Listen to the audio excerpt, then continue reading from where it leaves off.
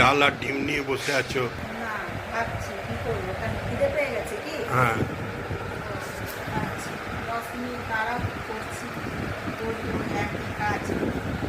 দাঁড়াও, মাথায় একটা ভালো আইডিয়া আসছে। মুসুরির ডাল আর ডিম, 10 মিনিট সময় দাও, আমি রান্না করে খাই দিচ্ছি।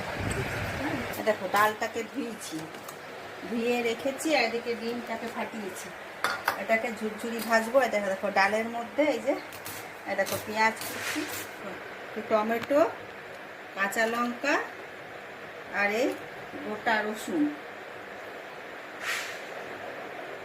রসুন দিলাম। হ্যাঁ, এবারে যেটা মোটা মোটা করে পেঁয়াজ দেবো, দিয়েছি আলু, রসুন, গোটা লঙ্কা, নুন, হলুদ। এখানে শিলে একটুখানি আদা আর রসুন বেটে নেবো, দিয়ে রেখেছি, এটা শিলে একটু বেটে নেবো। আর এদিকে কড়াইয়ে তেলে পেঁয়াজ কুচিটা একটু ভেজে নেবো। আদা রসুনটা বেটে নিলাম, এটাকে দিয়ে একটু তেল দিয়ে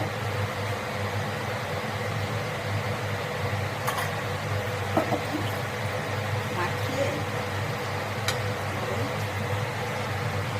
যে রসুনগুলো আছে গোটা গোটা জল দিয়ে দিলাম,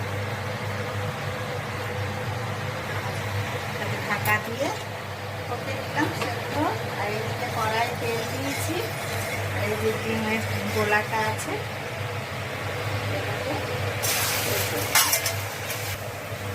ভাজাটাও হয়ে গেছে, ডালটা সেদ্ধ হোক।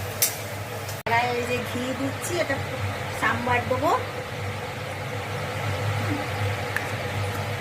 তেজপাতা, শুকনো লঙ্কা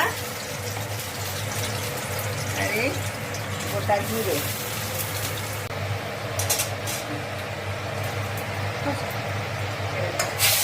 লঙ্কা দিয়ে দিলাম,